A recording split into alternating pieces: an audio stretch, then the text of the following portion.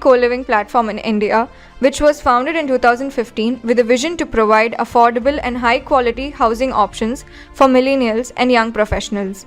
On today's podcast, we have with us Mrs. Sneha Choudhry, a trailblazing female entrepreneur whose innovative approach to co-living has won her many accolades. Hi all, welcome to the Women's Day event, She Leads Tech. So we have Sneha, who is the CBO and co-founder of Zolostays. Welcome, Sneha. Hi, Arun. Thank you so much for having me. Yeah. Sneha, I'll start with the first question. What is your role? What do you do in your day job? Okay. So I'm one of the co-founders at Zolo. We started Zolo about 8 years back. I'm not sure if a lot of you would have heard about Zolo already. So we are basically into co-living spaces. What we do is provide managed hostels, PGs, guest houses, etc., for people to stay when they're moving away from their hometowns or home cities to one of the larger cities like Bangalore or Delhi or Pune, etc. We also do hostel management for colleges. So for large universities and colleges that have hostels on premises, we will do the hostel management for them in order to provide a better experience to the students. Okay. What I do at Zolo is I really, at this point in time, I'm looking at the HR department, but I really do something called diagnostics, and I'll explain what that means. So while you're setting up the company, and I'm sure Arun would know, I think having an idea is probably the easiest part of the entire process. Setting up the organization is what really makes it extremely difficult, right? So you have to set up all these various functions and departments, and then hire people to lead them, and then how do you make them work together? So all the leaders will come with their own egos and their own challenges and their own styles and their own strengths and weaknesses, right? So how do you then make them collaborate with each other, make them work towards a common goal? It becomes a real challenge as the organization starts growing. So at different points in time, what we've seen is that we've had to, so even teams that were much smaller earlier, we've had to scale them up and set up formal teams around those things, right? So for example, in order to run my finance, earlier I had a part-time CA. Now I have a team of 40 CAs. Earlier, in order to run, for example, sales, we had 4 people. Now we have 100 people, right? So now the moment I have 100 people, I now need a manager, and then a manager on top of that again, and then somebody to manage the tech, somebody to manage the data, somebody to do the reporting. So a whole team needs to be set up. So for majority of my career at Zolo in the last 8 years, what I've done is set up those teams across the various functions, set up those processes, made sure that there is collaboration between this new team and the other teams across the organization, and then moved on to the next thing. So at this point, I'm really working with the HR team to do the same thing. So reset the HR team from scratch, and also trying to make sure that there is more collaboration across the various teams and functions. We would assume that people naturally talk to each other, and people communicate with each other, and people collaborate with each other all the time. But unfortunately, that's something that never happens. Awesome. So how do you create more formal channels of collaboration? Make sure that people are aware of what the other person is working on, and where they could contribute, and work together towards the organization goals. Okay, awesome. So, I mean, you have led me to the next question. So typically, one of the challenging part is like managing the ego and communicating properly. Yes. Like any team, irrespective of men or women. And let's assume that if it is a women leader or a women employee, how should they manage it? Like how should they communicate to the manager, or like let's assume if they are the leader, how do you manage the team? So is there any suggestions you have? So in fact, we have a couple of very strong women leaders at Zolo. And from my own experience, from their own experience, I think I would like to say 2 things. One is, very often you will see that women try to copy men. And that's what even I started doing for a long time, right? So my co-founder is a very, very strong leader, and he has a very good method for managing people. So he's obviously managing all the top leaders of the organization, right? So he has a great rapport with everyone. He is very good with being stern as well as being nice with them, and letting them fly, but at the same time managing the guardrails and so on. So I, on the other hand, I have a very different style of leadership, right? So for a large part, at the beginning, I tried to copy him, and that actually was disastrous because I could neither become him nor I could remain myself. So over time, what I've realized is that for women, I think it's very important to find a leader you want to be. Leadership does not come naturally to everyone. Even if it does, it's like a relationship, right? You have to constantly work on it, and you have to constantly improve yourself as a leader as well.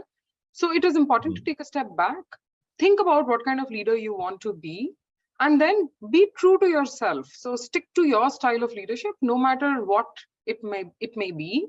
At some place, people also have to align to that. I have one question. Like you said, what type of leader you want to be? Can you elaborate a little bit on that part? Because people understand not get what are the leadership styles or anything which you haven't. Sure. So there are several types of leadership styles, right? So maybe I'll elaborate on a couple of them, and there's obviously a lot more out there on that topic. So, for example, a very popular style is participative style of leadership, right? Which means I never make a decision myself. Suppose I have a team of 5 people. So I will go and tell everyone, okay, you tell me what do you think, you tell me what do you think, you tell me what do you think. And then I will try to build a consensus, take everyone's opinion into account, and come up with a decision which may not be the most optimal decision, but is definitely a decision which everyone agrees with. Right? So that's more participative style of leadership. Second could be a very autocratic style of leadership, which is exactly opposite of participative, right? Which is basically, I'll say that, look, I don't care what you think. I don't care what you think. I don't care what you think. Here is what I think, and this is what we are going to do, right? Then there could be a slightly more democratic style of leadership saying that, okay, look, I will hear everyone, but then, and I will incorporate, some inputs from here and there, but then the final decision will be what comes out of me. So I will take the final decision. I will hear everyone. I will see if something has to be incorporated. If yes, great. If not, we'll go with what I have to say. Okay. Sometimes it can be simple, so some people are, for example, extremely comfortable with making all decisions based entirely on data. So they do not want to rely on their gut or instinct or experience. They want to purely base their decisions on data. And that works extremely well in something which is more tech oriented. If there is more data oriented kind of, there are more data centric decisions that need to be made. So in those positions, that works extremely well, where you are saying that, look, it doesn't matter what common sense says. It doesn't matter what you say. It doesn't matter what I say. We will only go with what data says. So if data is saying X, we will believe X and go with X, right? And all of them work in different situations. So I think all styles would work in different situations. With what do you identify with? What is your natural style? And therefore, bring that, stay true to that. And other people also start aligning to that itself, right? Okay. Yeah. Yeah, going back to that, like you said, like they should pick their own styles, women. Yes, so I think that would be number one advice, that, pick your own style, think about it, read about it, research about it. There is a lot of literature out there. So don't think of leadership as something which everyone is naturally born with. No, it's something that you need to learn about. So spend time on it, groom yourself, become a leader that you want to be. It doesn't have to be a copy of somebody else. It has to be, what you believe in, what you stand for. And then you need to sort of stick to that, right? I think the second advice would be that if you decide to be, or if you feel that your natural style is slightly soft, right? Or it is very, very strict. Don't feel that if you are soft, or if you are, let's say soft spoken, or if you're more empathetic to people around you, if you're displaying more, for lack of better word, womanly qualities, it's making you weak, or people are going to perceive you as a pushover. So I think having that differentiation, having that understanding or appreciation for the difference of being soft versus being a pushover is again extremely important, because a lot of times, women especially are very hard to show their find it very hard to show their emotions. They find it very hard to be soft, to be empathetic, to be nice to other people, because they feel that they may be misjudged as being women. Yep. Right. So I think that is extremely important to remember. I know it, it's something that comes with age, probably, when you become more comfortable with who you are. But if you could start early, then there's nothing like it. Okay, awesome. Okay, that's awesome thing. So in between, you mentioned about your co-founder. There is an interesting story behind it as well. Like, can you elaborate about your co-founder? How did you meet him? Like, what is the role? All those stuff. Yes. So my co-founder is Dr. Nikhil. So we both graduated post our MBA. We both joined the same company, and we met there, became friends. We both had this entrepreneurial itch sort of nibbling at our back. So I took the plunge much sooner. He took it a little later. So we both decided that, we wanted to start something of our own. We interestingly started in education. So our first venture was in education. We worked on it for about 1.5 years. Got a lot of learnings from it, but didn't make any money from it. So we had to shut it down. And that's what is that company is about? So we were basically trying to teach students, so school students, how to learn. So we brought in a lot of principles of neuroplasticity and cognitive behaviors to teach them methods or skills by which anything that they're learning, how can they learn it better, right? So how does assimilation happen in the brain? And how can you build acronyms to remember something which is more complicated? And how do you build relationships between? So how do you apply, for example, a concept of physics that you're learning in school in class 6 into your day-to-day life? And therefore, through that, how can you learn the concept better? Okay. Basically. So it was focused purely on, how do you learn better? I should come back to this and learn from you as well, because many of our learners who are in college needs this as well. Even though they have gone to engineering, but still they miss this piece. Yeah. No, I know. Going back to your, Yes, and we'll connect with my co-founder for that. So he was the brains behind the product itself. I was doing more around BD and operations part of it. So we took it to a lot of schools. They really liked the product, but nobody wanted to pay for it. So we realized that I think we can run charity only for a while. And then so we shut that, and then we started Zolo. Zolo was obviously something that we didn't, I don't think we had been thinking about it for a while. It's something that we really saw in front of us as a problem.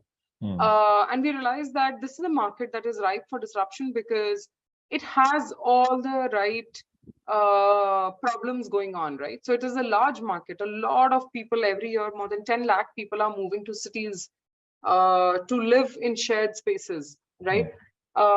Most of the so there was no online research, online search or online platform where you could find these places in a very, very reliable manner, right? With photographs that are real, with details which are comprehensive. So there was no online platform, unlike, for example, unlike in hotels. So in hotels 20 years back also you could find details online, right? But in PG, no such information was available. A lot of our young youngsters are staying in these places for a very long period of time. So again, if you book a hotel, you'll probably stay there for a night or two. But if you're renting a place, you will end up staying there for at least a few years, right? If not more. Most of the places were run by local operators. So there was no standardization of the offering. The quality of the inventory was extremely poor. So we saw that and we realized that, this is a place which is absolutely ripe for disruption because there is no tech advantage that the world is being able to utilize at this point, and there's definitely a lot of technology that can be brought in. And at the same time, I think just standardizing the offering will add a lot of value to the customers, right? Because at least they know what they're getting, and then they can make a more informed decision about whether it is something that they want or not, right? So that's where we started. So Nikhil, I, and a third co-founder, Akhil, so he is our CTO. He's also from IIT Delhi. So, he brings a tech background with him. So Nikhil is the CEO. He, education-wise, he is a doctor. And then he did his MBA. So he brings a lot of experience, both academically and practically of working with larger systems. So hospitals are obviously, more complex and much larger systems. There are people across various levels. There are complicated cases and simple cases. And then there is a lot of day-to-day traffic that needs to be dealt with. So I think his experience in all of that was very, very useful in helping us set up the organization, as well as bring processes to the properties that we are operating and managing. Also, he's a great people person. So, it was, so we were able to build out a good team at the very beginning because he brings that ability to learn from all the time. You can always learn two things from him. He's a very, very voracious reader. He reads close to about 100 books a year.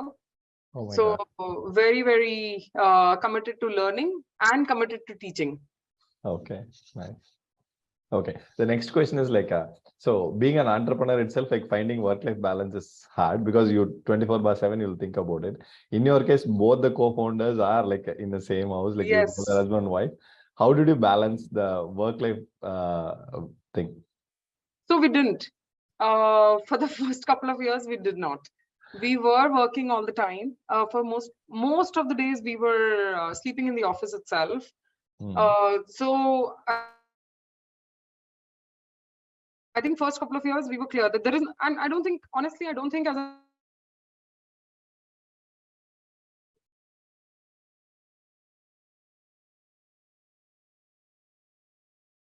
an entrepreneur, even today, most of the times work itself becomes life, and life itself becomes work. So there is really very little distinction between the two.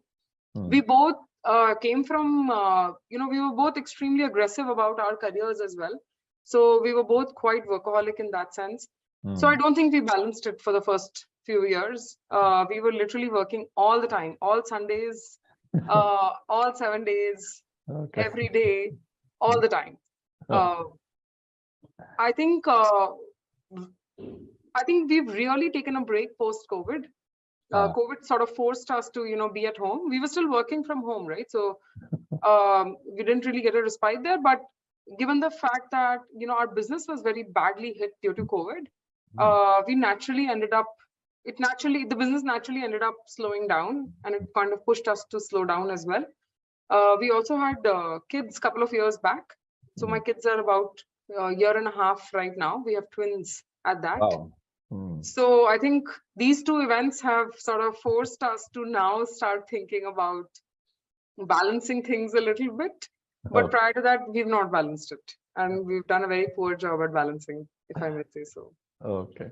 Yeah. Okay. So you said so you are finding a women leaders itself is a little hard in terms of the startup ecosystem. Yes. Okay. So how do you keep yourself, like in your team, like two men and then one woman? So how do you put forth your ideas, like without hurting or convincing? Because in your case, it's much more sensitive as well. Like the trouble which you fight. I mean, if you have a conversation, hard conversation in the office, it will reflect in home as well. So how do you manage it, or how do you any women should handle that situation? So I think I think so I think couple of things, right? I think one thing that we established very early on, rather two things that we established very early on was that when we are at office, we are co-founders, right? We're not colleagues, we're not friends, we're not husband-wife, we're not anything else. We are co-founders, and we are both committed towards the organization. So on that, I would say on that front, we've always treated each other and behaved as equals, right? Because there was no, I would say, up or down, or top boss or a subordinate sort of a relationship at that point.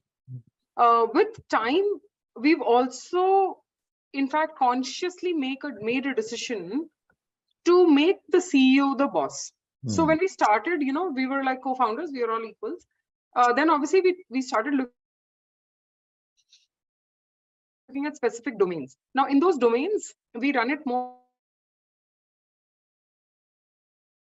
like but if there is any discussion, or if there is any debate, or if there is any big decision that needs to be taken where there is let's say not a complete agreement with each other, then I think we've also established that chain or that hierarchy very, very beautifully, saying that, look, at the end of the day, the CEO is the boss. So if there is a conflict, then we will go with the CEO's word finally. Okay. I think that just helps in keeping the whole challenge of, who's the boss, I'm the co-founder, and that whole challenge of, like you said, balancing out between a husband and a wife also very, very smooth, because the expectations are very clearly laid out, right?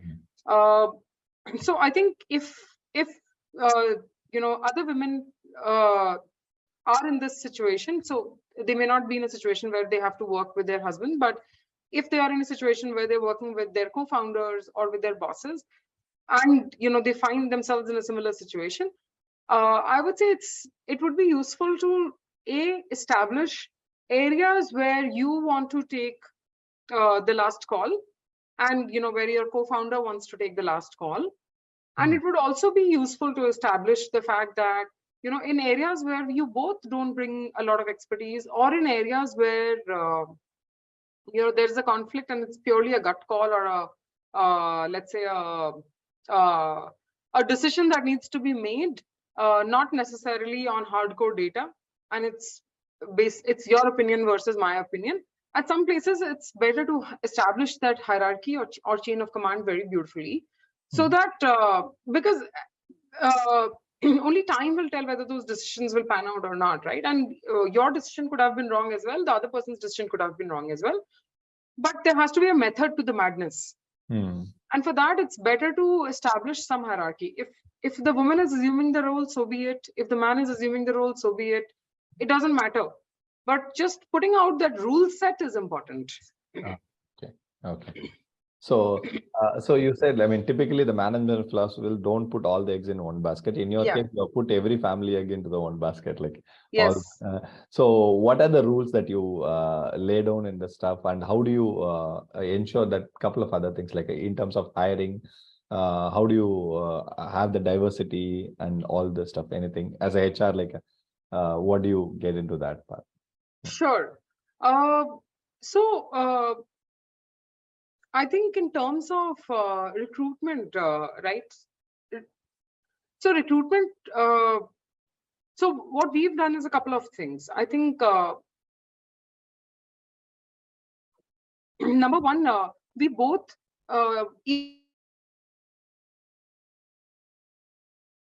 even when we started, were much than what we were by our physical ages. So if you look at our management team is not the 20-somethings per se. most of our management team actually brings almost 20 years of experience with them. So majority of them are, somewhere between 35 to 45 years of age. They bring at least 15 to 20 years of experience with them. What it has helped us do is bring a level of maturity and stability into our management cadre, right? So my entire leadership team has been with us for more than 5 years. Awesome. They've been with us through COVID. They've been with us through all the ups and downs that we've had. They've been with us when we were 1/10 of our scale as of today. So it has. So I would say that in some ways we've extended the family to the top of the tree, and this piece we hold very closely to ourselves. So they're almost like friends. They are almost like colleagues. They are really not like subordinates or people who are reporting to us or something like that, right? So they're each one of them is a leader in their own might. They're almost like pillars. We treat our core leadership team like pillars, not like a pyramid, but like pillars of of the organization, right?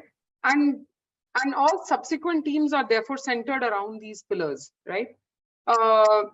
So that has helped us build a team which will stick around for a longer time. I know I'm repeating that very often, but in a startup, that's very, very important. And especially if you're based out of Bangalore, you would see how hard it is to, retain good talent. So just building out those teams in a way that is sustainable, or in a way in which we can get people who have a long-term mindset, has been one of our priorities, right? I think the other thing that we've done is through our recruitment process itself, we've created in some ways a very objective way of assessing candidates. So all our recruitment processes will include assignments. They will include cross-functional interviews. They will include, for all our leadership positions, there are external interviews. So there are external interviewers who will come and interview the candidates as well. They're mostly members of our board, or people who we trust with that particular domain knowledge. Okay. So it has what it has done is it has helped us keep the talent very, very high. Factors which may not directly translate to the quality of the talent itself. Okay. So so you said like there is a process for the entire madness. There is a method you have put in. Is there a similar method for encouraging women, being inclusive? As a women leader, have you taken any steps focused especially towards that? So I mean, look, the basics, I think everyone's doing these days, right? So all our roles are completely gender-friendly roles. We don't have any restrictions with respect to whether we want to hire men or women for specific roles.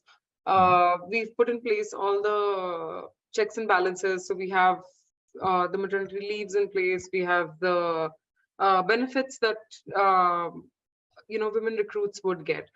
I think so, which is all standard, right? Which everyone's doing. So nothing unique to talk about there. I think the one thing that I would like to talk about is that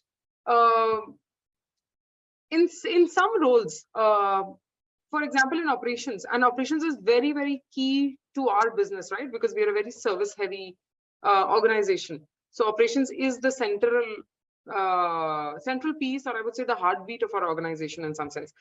In operations roles, for example, very early on, we decided that we may have people at the lower end of the spectrum, we may have men managing the show, but at the top we want women.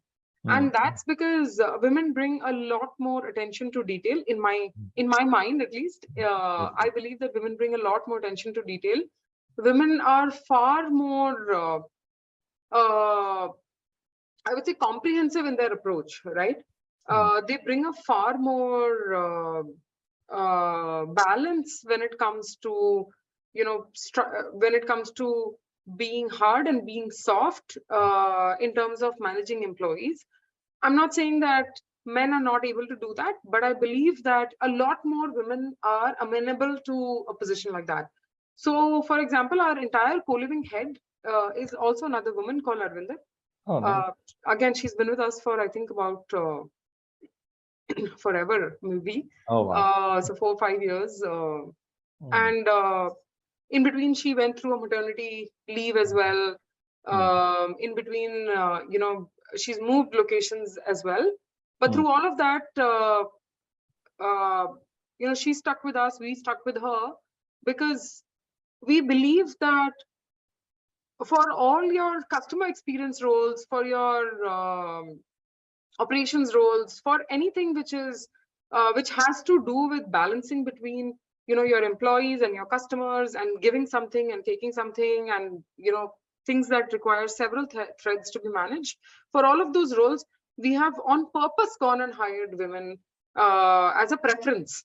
So Nice. we've preferred and hired women to lead those roles specifically. In other roles, and again, those roles were also open to men. So I'm not saying that we didn't open it for men, but we have given preference to women while hiring. So you'll see a lot of women in our operations teams, in our community teams, for example. And of course, in other roles, again, it's always, I would say, it's open. We've probably not preferred women over men or men over women. We've just hired candidates basis merit. But in roles where we know are more critical, we've gone and hired women over there. Awesome. Then I should do it. Like, probably, I think we are also doing the same thing. Like in our case, like we have a lot of women leaders. I mean, in GUVI, it's like kind of a race every month. Like the women beats the number of employees in men at the same time. Oh wow! Oh, that is very amazing. So yeah, we are not there, but yeah, that's quite amazing. Wherever there is like kind of a complex multitasking thing is needed, women does hands down, they do a better job than what men can do it. This I can confidently say from this side. Yes, yes, I agree. Yes, and that's exactly what we believe as well. We've not really had men to test out, do an A/B testing, and find out.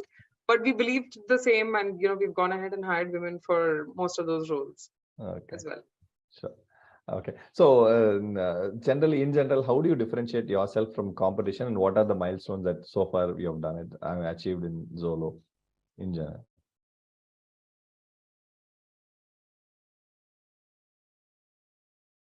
Sure. So I think we talk about differentiation from competition, right? I think the one aspect on which we are vastly different from majority of our competitors is that we do not believe in creating one product that we want to stand for, or one offering that we want to sort of call out. We believe in creating. So we believe that living is a very, very personal choice, right? So a person may be earning 30,000 rupees a month. So let's say 10 people are earning 30,000 rupees a month. You will find that each one of them have a different preference for how they want to live and how they want to spend that money, right? So just because they are earning a certain amount of money, or they're working in a certain company, or they belong to a certain background, it does not mean that there is a standardization in how they want to live and how much they want to spend on their living, right? So that is something that we have imbibed as a philosophy at Zolo. And therefore, if you look at the products that we are offering, it is a whole range of products that we offer to our customers. So as a customer of Zolo, you can live in Bangalore, for example. You can live your entire month for 5,000 rupees. And you can also opt for a 50,000 rupees option, right? And of course, there is in between, right? So you can get something for 10,000, 15,000, 20,000, and so on. The reason is because we believe that, as I said, it's a very, very personal choice. Some people are very comfortable sharing rooms, but they want to save the money because they have to send some money home, or they don't have to send it home, but they just want to spend it on parties over the weekend, or they want to eat out, or they are, enrolled in some courses online, so they need money to spend there. Whereas some other people may want to spend that entire money living in a more comfortable and luxurious fashion, right? So we want to offer that choice back to the customers, back to our clients, and we want them to make that decision for themselves. We don't want to bring that arrogance and hubris in saying that, look, I know how you should live. Here is the product you should buy, right? So we've stayed away from that and created a whole gamut of products for our customers. So that's something that I think is very different about Zolo compared to most of our competitors. Nice. In terms of milestones, so we are currently, we've just started picking up our business post-COVID again. We were down to almost a third of our business, for that matter, during the peak of COVID. So we've really rebuilt the company all the way. We're currently operating about 60,000 beds across the country. Wow. So our next big milestone is going to be, getting to a 1 lakh number. That's awesome. By the end of March next year. From this month, we've hit the profitability milestone as well. So as an organization, we are profitable from this month. Yes, thank you. Very, very proud of that. Yeah. So that's a big thing. We're hoping that we'll be able to continue on that path going forward as well. Awesome. Okay. So, I mean, in your case, like a lot of women will be happy to be a resident or a part of it. I mean, okay. Before going to that, actually, I've been into Zolo with my one of my colleague there. So I'm one of your customers. Oh, damn nice! Thank you so much. I hope you had a good experience. Yeah, in Chennai, we had a very good experience. Oh, very nice, very nice. So coming back to the question, like, so a lot of female would be happy to be a resident in your Zolostays. So how do you ensure the safety and security? Is there anything special you do for them? So number one is that we are treating everyone as adults. I think that's one thing that we want to call out, that we're not trying to create. In hostels, we have all the regulations in place, but in co-living spaces, it's for adults, it's for professionals, it's for people who are independent. So we don't want to put a lot of restrictions, and we don't want to say that, you're a woman, get in behind the doors by 8 o'clock, right? I think women need to be given that liberty, and then they need to make that decision for themselves, right? So there is no moral policing. There is no moral policing, and there is no time policing either. Okay. So I think that's something that we've not done. We've stayed away from it on purpose because we wanted to allow women to have that freedom as well, and for them to be able to make that decision for themselves, right? We're not stopping you if you want to come back at 6 o'clock or at 7 o'clock. Nobody will say that, oh, it's only 7 o'clock, please get out, right? But at the same time, if you're not in, nobody's going to ask you that it's 7 o'clock, where were you? So I think that's one thing that we were very clear about from the start, and therefore, that's a standard that we follow across all our properties. But in terms of once you're in the property, in terms of safety, in terms of just security of the place, so all our places have biometric check in, check out. I'm sure you would have seen that where you were as well. So there's a biometric access. You have access to your own room keys, etc. For our women properties, we hire only women staff, so that there are no untoward incidents of that nature. All the properties are under CCTV surveillance. All the CCTVs are regularly monitored to make sure that, again, there are no untoward incidences. Having said all of this, I would not shy away from saying that there are issues that happen, once in a while. In those cases, we have a 24/7 reconnaissance team. So at any point in time, if anyone feels that they're not feeling safe, or they're not feeling comfortable, or there's some challenge, or there's some issue that is happening, at any point in time during the day, during the night, they can give a call to the reconnaissance team, and somebody would be at the property to take care of the situation immediately. We also have in-house staff. So all the properties will have at least 1 or 2 staff members who stay in the property, right? So which also helps in just making sure that should there be an issue, somebody is there to take care of it immediately, or at least, alarm the system immediately. Oh, that's nice. That's very good, actually. The last part is I haven't heard in many places, like especially the reconnaissance team. Okay, that is very good thing. Yes. Very good. Yeah, this is news for me. That's awesome. Okay. Thank you. Okay. Thank you so much.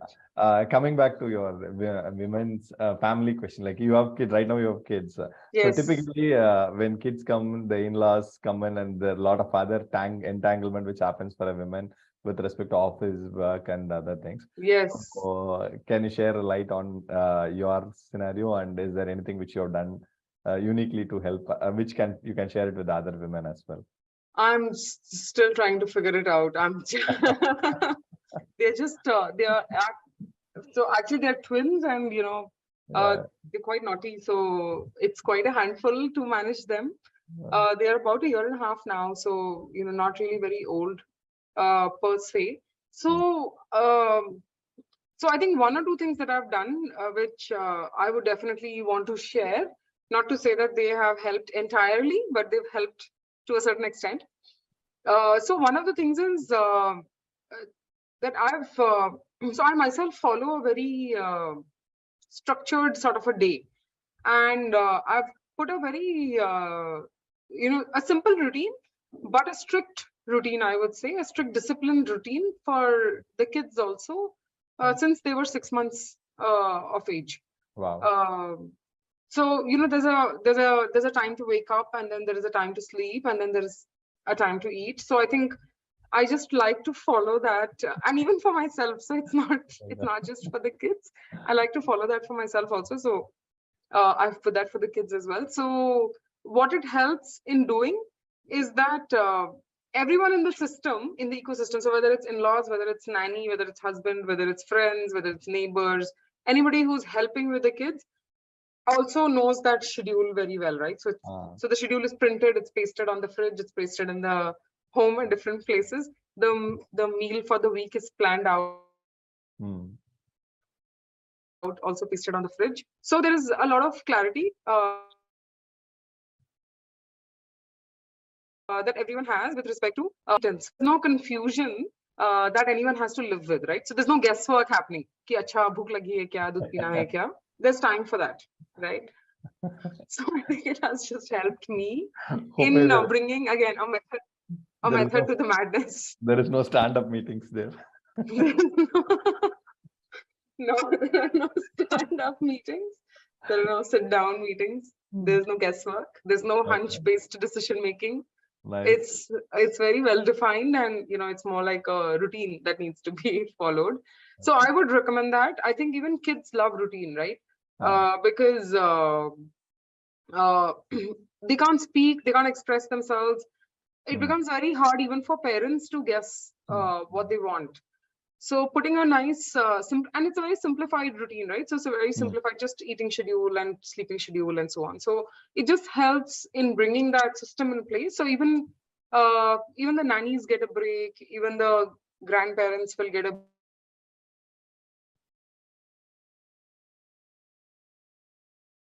break, and they know, so they go to office, once they've gone for their nap. So even I know that, so if I have to schedule my meetings, I can't keep it erratic and say that, okay, tomorrow, let me see what time they will sleep, then accordingly I will tell you. I can't do that, right? I have to go. If I've set 12 o'clock, I have to be there at 12 o'clock. Now, I can only commit for 12 o'clock if I know that the kids will sleep by 11, right?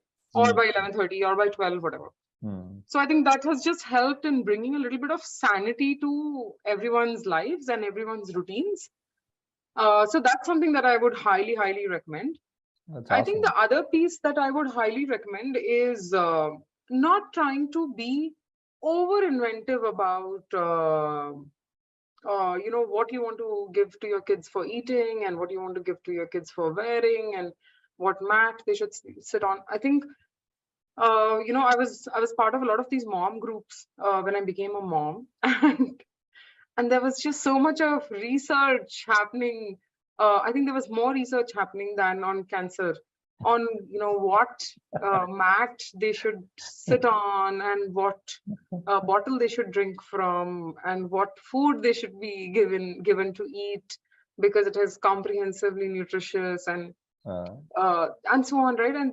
And I tried following that for a bit, and then I just lost it completely because I was like, my God, it's like very hard for any average working woman to keep up with that kind of an expectation and that kind of a paraphernalia, if I may say so.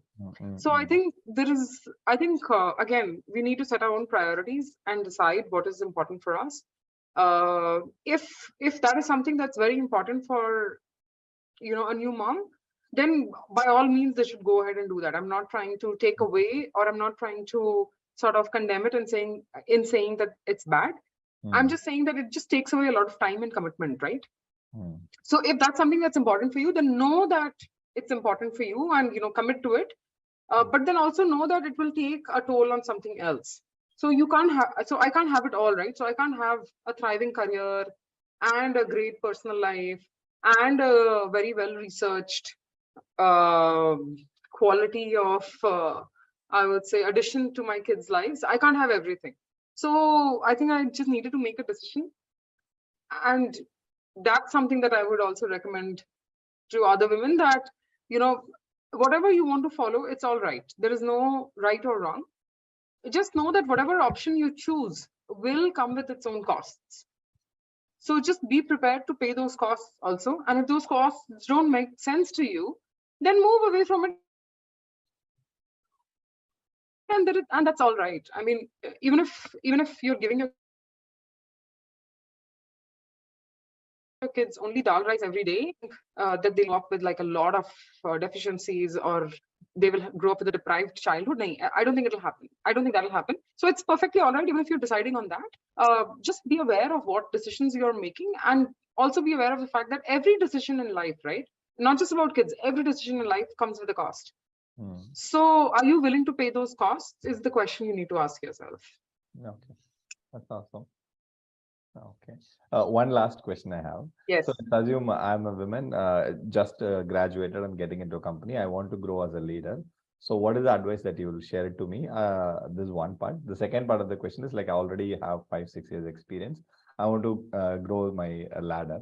So do you have any specific or general advice for these two categories of?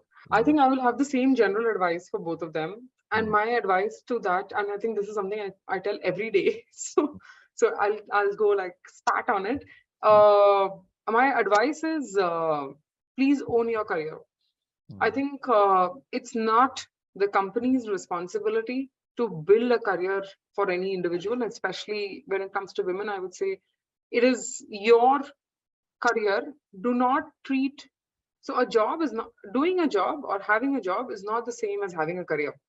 Those are two different things. It is entirely your responsibility to build your career.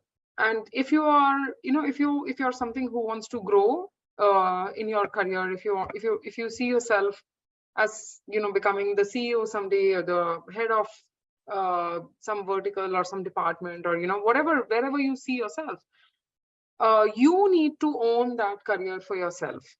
So if you just keep looking at your work as a job, if you just keep looking at it as the company's responsibility to groom you and teach you and do things for you, then you are basically going about it very passively, which can work for you if you're trying to do a job, but if you're trying to build a career, it may not work for you. Okay. So you need to own your career. Invest in your learning, think about what are your priorities, think about where you want to invest your time, think about the skills you need to learn, invest time in those. Think about, what are the shortcomings that you would like to work on? What are your strengths that you would like to leverage? Look for opportunities, go ahead, be aggressive, ask for opportunities where you think you will shine. Don't try to passively sit waiting for opportunities to come by your way, is something that I would advise. Again, I mean, I come from like I said, I'm very passionate about my career. I'm very passionate about my work. So I love people who own their own careers, because I think they also are the star employees, because they will contribute the maximum to the organization in trying to build their own skills and in trying to build their own careers. So it works for me both ways. Nice. That's awesome.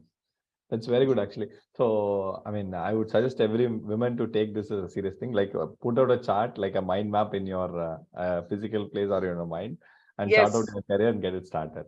Yes, and own it, work on it.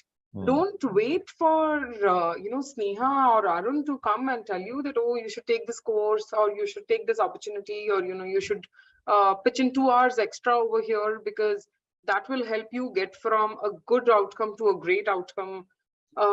Think about every email that you're writing, every presentation that you're making, every meeting that you're conducting. Think about, how can I be better next time, right? What else can I do? Just in case of emails, can I write better English? Can I write in a more concise way? Can I write in a way which is easier for the other person to understand? If you're referencing something in the past, can I summarize it briefly so that the reader can quickly understand what I'm trying to talk about, right? Everything you can add value to and improve yourself, and therefore the outcomes that you're delivering, by putting your mind to it. So I think just being very, very conscious about owning your career is something that I would talk about specifically. Thank you, Sneha. Thanks for a beautiful time with us. Like, I think this would help a lot of women and the Women's Day to chart out their career and get started in the new way. Thank you. Thank you so much, Arun.